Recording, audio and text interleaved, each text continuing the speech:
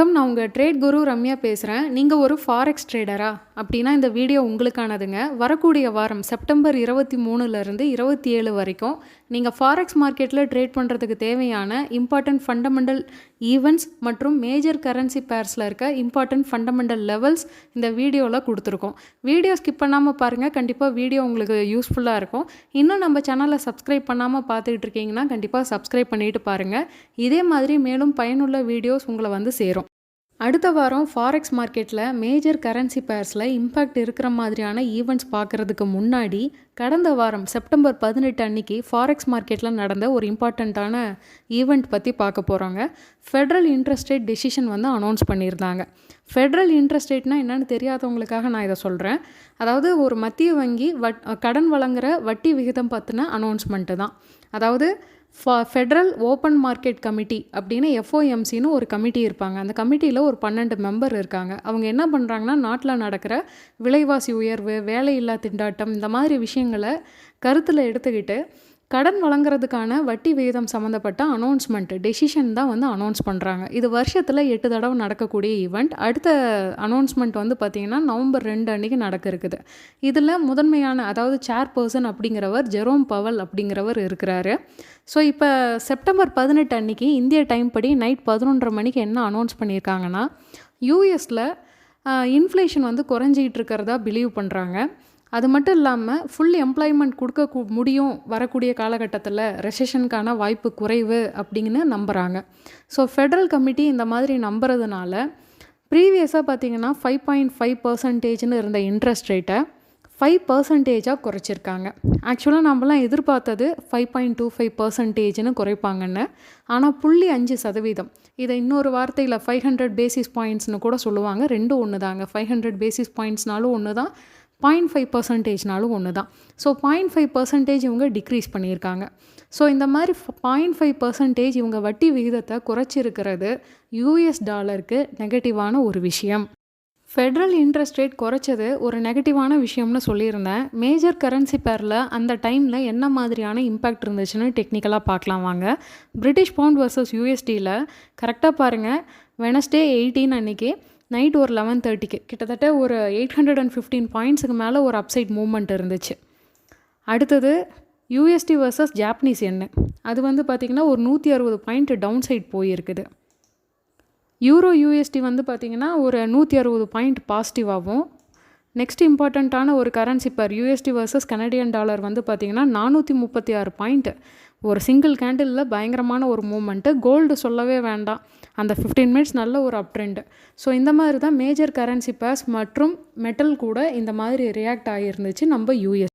So technical chart பார்த்து நம்ம understand பண்ணிக்க வேண்டியது 3 பாயிண்ட்டு தான். பார்த்திங்கன்னா இன்ட்ரெஸ்ட் ரேட் வந்து டிக்ரீஸ் பண்ணுறாங்கன்னா யூஎஸ்டி வீக் ஆகும். இன்ட்ரெஸ்ட் ரேட் இன்க்ரீஸ் பண்ணுறாங்கன்னா யூஎஸ்டி ஸ்ட்ரென்த் ஆகும். அதே இன்ட்ரெஸ்ட் ரேட் வந்து அன்சேஞ்சுடு, அது நியூட்ரலாக எந்த ஒரு மாற்றமும் இல்லாமல் அப்படியே ஸ்டேபிளாக வச்சுருக்காங்கன்னா எஃப்ஓஎம்சி ஸ்டேட்மெண்ட் வந்து என்ன மாதிரியான டோனில் இருக்குன்னு வாட்ச் பண்ணணும். அந்த சேர்பர்சன் பேசுகிறது என்ன க்ளூ கொடுக்குறாரு அப்படின்னு சொல்லி வாட்ச் பண்ணணும். அது ஒரு நியூட்ரல் எஃபெக்ட் தான். ஸோ இதை பற்றினது நம்ம நவம்பர் 8 அன்றைக்கி தான் அடுத்த ஒரு இந்த மாதிரியான ஒரு பெரிய ஒரு டெசிஷன் வந்து வரப்போகுது. வரக்கூடிய வாரம் மேஜர் கரன்சி பேரில் இம்பேக்ட் இருக்கக்கூடிய ஈவெண்ட் பார்த்திங்கன்னா செப்டம்பர் 24 அன்றைக்கி காலையில் 10:35க்கு, எல்லாமே இந்தியன் டைம் படி தாங்க சொல்கிறேன், காலையில் 10:35க்கு பார்த்திங்கன்னா பேங்க் ஆஃப் ஜப்பானுடைய கவர்னர் பேசுகிறாரு. ஸோ அவங்களோட பேச்சு, அந்த ஸ்டேட்மெண்ட் வந்து எப்படி இருக்குன்னு பார்க்கணும். இன்ட்ரெஸ்ட் ரேட் வந்து ஜப்பானில் வந்து டிக்ரீஸ் பண்ணுறதுக்கு சான்சஸ் இருக்கா, இல்லை இன்க்ரீஸ் ஆக சான்சஸ் இருக்கா, அவங்க இன்ஃப்ளேஷன் பற்றி என்ன சொல்கிறாங்கன்னு வாட்ச் பண்ணிங்கன்னா யூஎஸ்டி ஜேபிஒயில் நல்ல ஒரு ட்ரேடிங் ஆப்பர்ச்சுனிட்டி உங்களுக்கு கிடைக்கும். அதே மாதிரி செப்டம்பர் 24 அதே நாள் நைட் ஒரு 7:30 மணி அளவில் சிபி கன்சியூமர் கான்ஃபிடன்ஸ் வந்து ரிலீஸ் பண்ணுறாங்க. இந்த டேட்டா வந்து பார்த்திங்கன்னா யூஎஸ்டிக்கு இம்பார்ட்டண்ட்டு. ப்ரீவியஸாக நான் சொன்னது பேங்க் ஆஃப் ஜப்பான் கவர்னர் பேசுகிறது வந்து பார்த்திங்கன்னா யூஎஸ்டி ஜேபிஒய்க்கு இம்பார்ட்டண்ட்.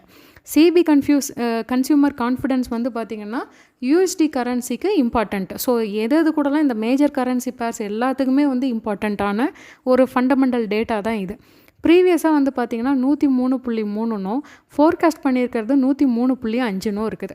ஃபஸ்ட்டு இந்த சிபி கன்சியூமர் கான்ஃபிடென்ஸ்னால் என்னென்னா, மக்கள் எப்படி வந்து செலவு பண்ணுறாங்க, எவ்வளோ வந்து கன்சியூமர் ரேட் வந்து இன்க்ரீஸ் ஆயிருக்கா இல்லை டிக்ரீஸ் ஆயிருக்கா அப்படிங்கிறது. பொதுவாக நம்ம நிறைய புதிய விஷயங்களை நம்ம எப்போ வாங்குவோம்னா நம்மக்கிட்ட பணம் அதிகமாக இருக்கும்.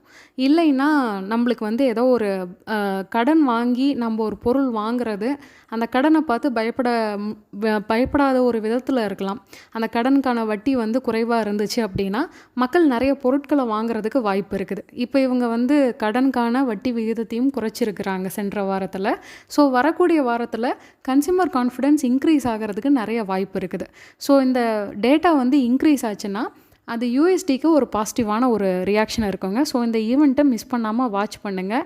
கண்டிப்பாக ஒரு நல்ல ட்ரேடிங் ஆப்பர்ச்சுனிட்டி உங்களுக்கு மேஜர் கரன்சி பேர்லாம் அன்றைக்கி கிடைக்கும். செப்டம்பர் 26 அன்றைக்கி ஈவினிங் ஒரு 6 o'clock அன்எம்ப்ளாய்மெண்ட் கிளைம்ஸ் டேட்டா வந்து ரிலீஸ் பண்ணுறாங்க. இது யூஎஸ்டிக்கு இம்பார்ட்டண்ட்டான ஒரு டேட்டா. ஸோ இந்த அன்எம்ப்ளாய்மெண்ட் ரேட் வந்து டிக்ரீஸ் ஆகிருக்கா இன்க்ரீஸ் ஆகிருக்கான்னு பார்க்கணும். அதை பார்த்து தான் நம்ம டெசிஷன் எடுக்க முடியும். அன்றைக்கே ஈவினிங் வந்து ஒரு 6:50 வந்து பார்த்திங்கன்னா ஃபெடரல் சேர்பர்சன் ஜெரோம் பவல் அவர்கள் பேசுகிறாரு. ஸோ அந்த அன்எம்ப்ளாய்மெண்ட் கிளைம் பற்றி அவர் நிறைய பேசுகிறதுக்கு வாய்ப்பு இருக்குது. ஸோ இந்த ஈவெண்ட்டை மிஸ் பண்ணிடாதீங்க. இங்கே இப்போ ஸ்க்ரீனில் பார்த்துட்டு இருக்கிறது பிரிட்டிஷ் பவுண்ட் வர்சஸ் யூஎஸ்டியோடைய டெக்னிக்கல் சார்ட்டுங்க. ஒரு 2 வாரமாக வந்து ஒரு கன்சாலிடேஷன், ஒரு இன்டெசிசிவ்னஸில் இருந்த பிரிட்டிஷ் பவுண்ட் வர்சஸ் யூஎஸ்டி நல்ல ஒரு அப்சைட் பிரேக் அவுட் கொடுத்துருக்குது. பட் இருந்தாலும் ஒரு ரெசிஸ்டன்ஸ் ஜோன் நியர்பை இருக்குதுங்க. பார்த்திங்கன்னா இப்போது 1 day டைம் ஃப்ரேம் வைக்கிறேன். இந்த இடத்துல ஒரு நல்ல பிரேக் அவுட் கொடுத்துருக்குது. இதுக்கு மேலே சஸ்டெயின் ஆச்சு அப்படின்னா, அதாவது 3571க்கு மேலே சஸ்டெயின் ஆச்சுன்னா 6320 வரைக்கும் அப்கமிங் டேஸில் இன்க்ரீஸ் ஆக சான்சஸ் இருக்குங்க. ஒரு பெரிய அப்சைட் ரேலி வர்றதுக்கு வாய்ப்பு இருக்குது ஒன்ஸ் கிராஸ் அண்ட் க்ளோஸ் ஆச்சுன்னா. அதே மாதிரி டவுன் சைட் ஃபஸ்ட்டு இருக்கிற சப்போர்ட் பார்த்திங்கன்னா 2679, அடுத்த சப்போர்ட் பார்த்திங்கன்னா 1608, அதே வந்து ஃபைனல் சப்போர்ட் பார்த்திங்கன்னா 30425.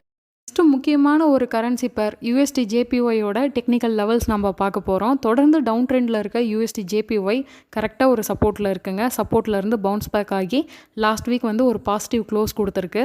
பட் இருந்தாலும் 146.759ங்கிறது ஒரு ரீசன்ட் ரெசிஸ்டன்ஸ். அதுக்கு மேலே கிராஸ் அண்ட் க்ளோஸ் ஆச்சுன்னா 149.322 வரைக்கும் இன்க்ரீஸ் ஆக சான்ஸ் இருக்குது. அதுக்கு மேலே இன்க்ரீஸ் ஆச்சுன்னா 154.499 வரைக்கும் இன்க்ரீஸ் ஆக சான்ஸ் இருக்குது.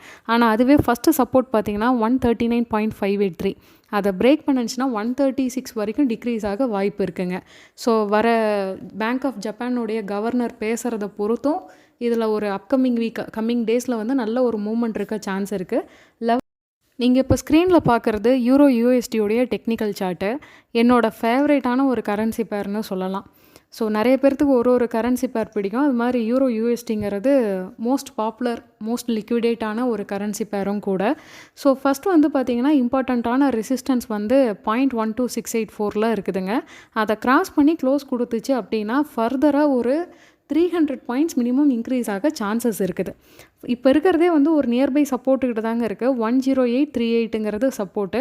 அடுத்தது பார்த்திங்கன்னா 167ங்கிறது ஒரு மேஜர் சப்போர்ட்டு. ஸோ அப்கமிங் டேஸில் இதெல்லாம் பிரேக் ஆச்சுன்னா அடுத்தடுத்த சப்போர்ட் லெவல்ஸும் இந்த பர்பிள் கலர் லைனில் நான் மென்ஷன் பண்ணியிருக்கேன்.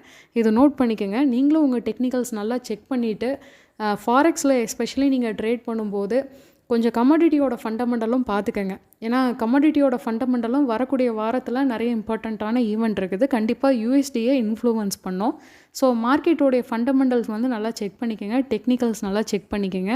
கண்டிப்பாக நீங்கள் ஃபாரெக்ஸில் ட்ரேட் பண்ணும்போது என்ட்ரி, எக்ஸிட் மற்றும் ஸ்டாப் லாஸோடு ட்ரேட் பண்ணுங்கள். ஸ்டாப் லாஸ் இல்லாமல் ட்ரேட் பண்ணாதீங்க. நம்ம சேனலை மறக்காமல் சப்ஸ்கிரைப் பண்ணிக்கோங்க. All the best.